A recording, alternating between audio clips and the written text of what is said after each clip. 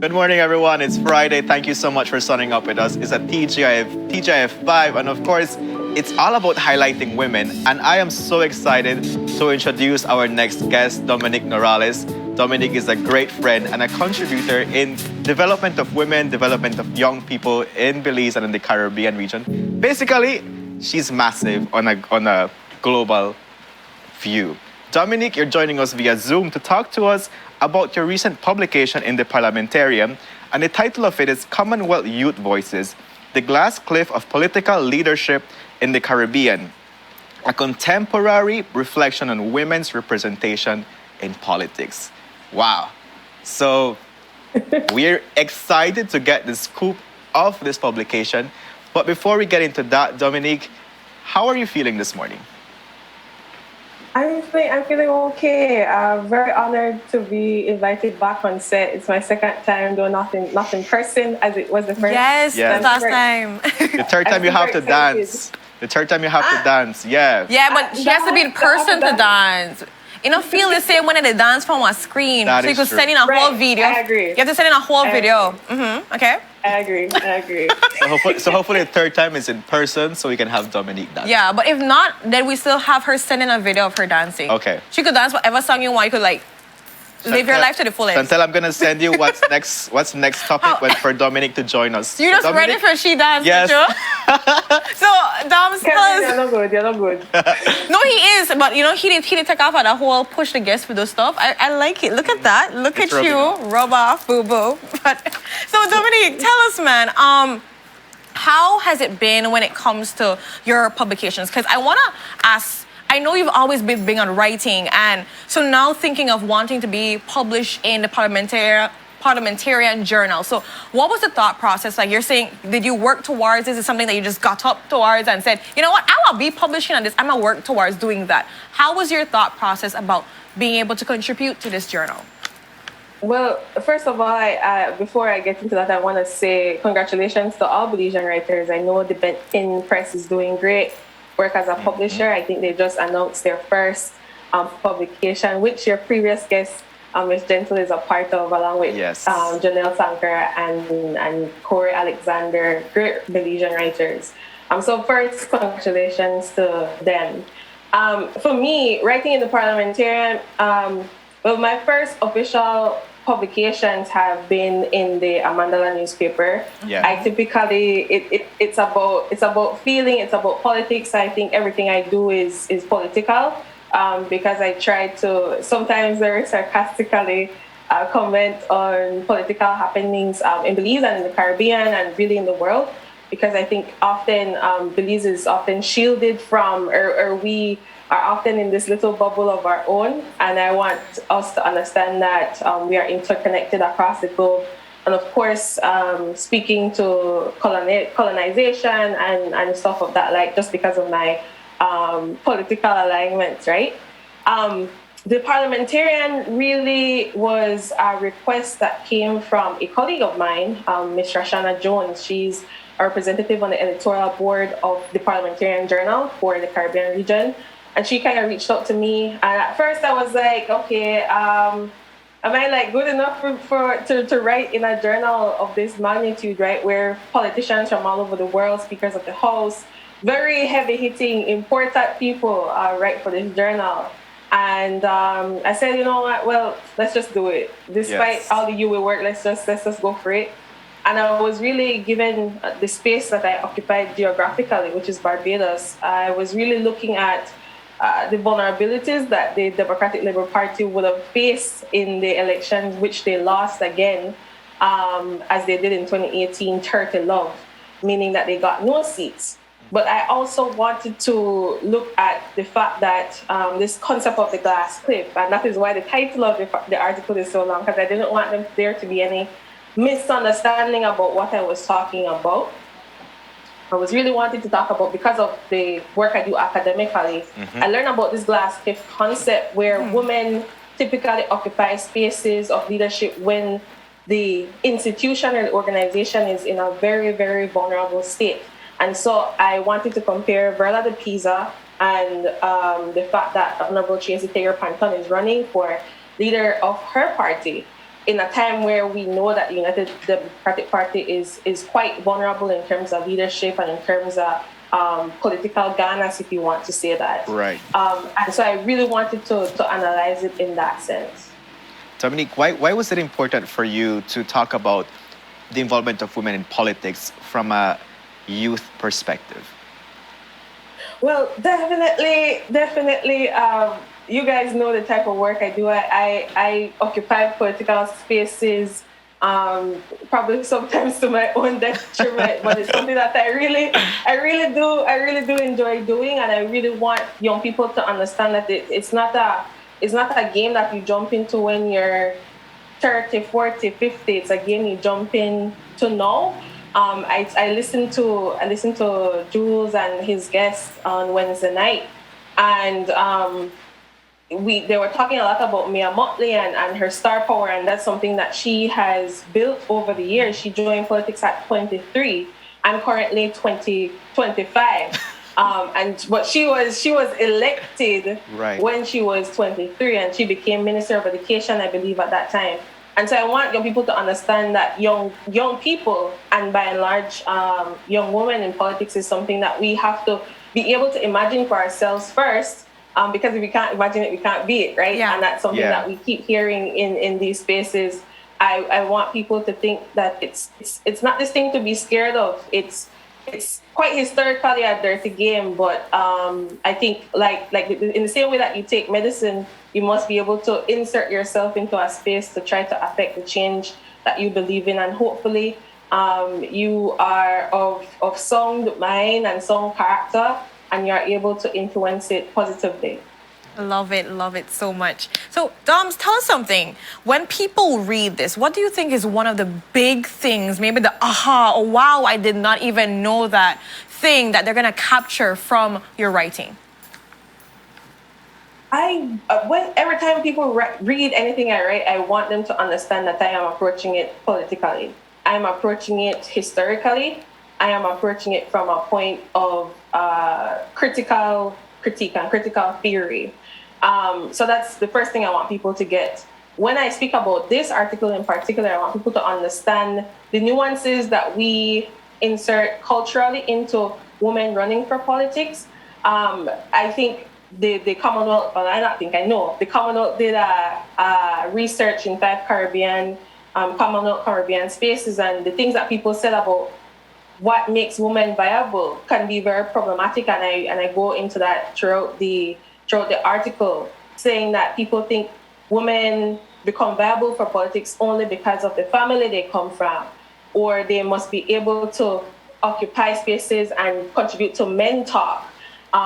Those type of things I think are very problematic. A woman should be able to enter a political space because she is good enough, she is qualified to enter a political space. And I do take Jules' sort of critique that, hey, this is a game that has been historically very dirty, very grimy, and women must be able to occupy within that space. And I do agree with that. There's something that you must be able to contribute to a space that has been so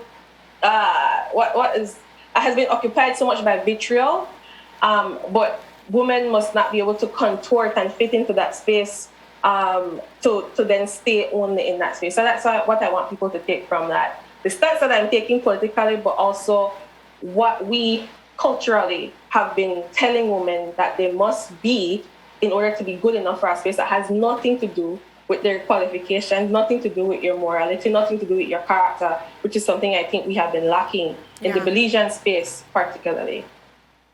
Yeah, I want to tap into that what you just talked about, which is whenever I was in a session about 2 days ago, and they were talking about the lack of, or the small amount of number of people or women involved in parliament, and they were saying it's important for women to not get so emotional and be more assertive. But I was like, one thing that makes women good at what they do is the fact that they're emotional. Exactly. Right? So, Dominique, for people that are debating, and we're seeing right now Honorable Tracy Tager-Panton wanting to vie for this position of party leadership, why is it important for men to support women in leadership? And also, like, what makes women stand out and be like, we are suitable for what we're working towards? I think okay. So there are several ways you can look at this. One, you have to look at the Westminster system that we occupy, first past the post, the way how people ascend in political office, which is something that I don't think we discuss as much in Belize. The brokenness of that Westminster system, that is winner takes all, and that from its conception is very adversarial. Even in the House of Representatives, you can see there's one side against the other. That is how the House is physically set up, and that is how it is politically in terms of policy as well set up adversarially. Right. So that's one thing. Women listen. I'm listening. I don't. Sorry. I try not get too hype for on the TV station, right? Gotta get hype, man. It's Friday. Get hype. When you talk about women in spaces and oh my God, they're too emotional. Oh my God, they're insufferable and they always complain and da da da.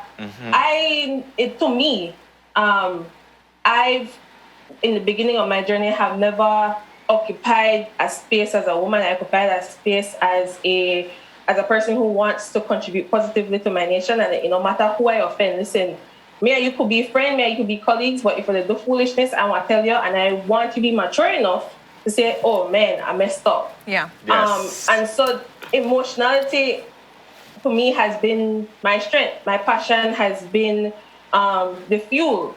And I have over the years tried to be a bit more diplomatic, though I think diplomacy is problematic because it teaches us to couch ourselves into small spaces. But I understand people want to feel respected, and you can do that without being rude.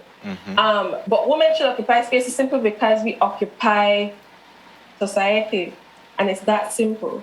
You cannot say that I am being represented if you do not see me reflected in the spaces that matter. And not just, and there was some statistics yesterday that we kind of looked at, Kevin, where it says that your boss is most likely to be a woman in these spaces, but that doesn't disaggregate. Is it middle level bosses? Is it high level? Is it apex? What is it? What does that mean? It doesn't disaggregate in that sense.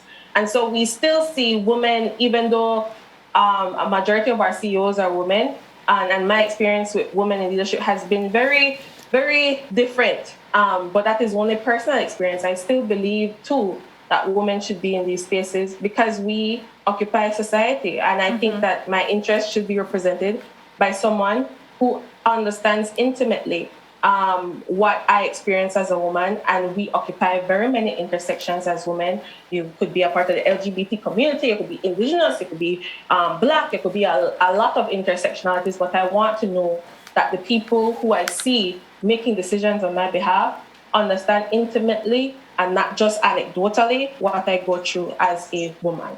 Wow. Thank you, Dominic, for that reflection. It's so meaningful as we talk about conversations that are supposed to happen for you to carry on your day on this Friday. So thank you for that. Dominic, so you are no stranger to doing publications. Let our viewers know where they can follow. You have a podcast, you have other publications. So let us know what are your channels, where can we follow you, and stay on that Dominic vibe. Well, you can follow my blog, you can follow my podcast. I'm available everywhere. DomNorBZE_X, and that X is very important because it speaks to a lot of people who did not have an identity that did the type of work that I am attempting to do, because I am still want to hype me up a lot, right? But yes, of course. I still learn this journey as well, and I still very much to figure out what my own politics is. Yeah. But I have a good understanding, and like I said the last time when I was on your set, that this is a journey that happens, that I engage with and interface with and learn every day. I sit in a modern political theory class right now at university, and every day I'm like, man, do I really have the position that I have? And I think engaging politically and as a citizen, you have to be able to interrogate your own positions and sometimes disagree with the positions that you had a year ago, 2 years ago, 3 years ago, and come to a space where, fine, you're engaging dialectically, you are engaging, you are being the best citizen that you can be, given that you occupy as a nation state, but also as a global citizen. I think those things are really important. But you can find me anyway. I don't want to sound like I overhype myself up, but just Please Google hype me, yourself. find me. Please hype yourself. Just Google Dominic Morales, Belize. I just Googled Dominic Morales, by the Kevin's silly. Yes, so there we go. Dominic, thank you so much for joining us this Friday on Sun Up on 7. You definitely are the vibe for Friday and to continue the conversation of women in politics and women in leadership. Yeah. Thank you so much. I really got to say Of course. congratulations on this publication and Yes. continue doing the great work that women can know that we deserve to belong in every single space, every single table. I know when we had Madam Justice Yes, Lisa I Schumann reflected talking, what they're she was saying. talking about the Yes. fact that we can be anywhere. We just need to make sure we have our voice, we know our foundation, and we don't have to be loud. We just have to be able to get our points across. And I just love the fact that you're doing that exemplary. You're just being able to show women that we can do this. So thank you so much, Dominique, for all your contributions and your continued contributions that you'll be doing in the future. Yeah. So, and keep us updated, guys. Of course. Thank you, Dominique. And Have so a good with that- Friday. Of course. Next up, we have a musician for you. So stay tuned with that. We'll be right back.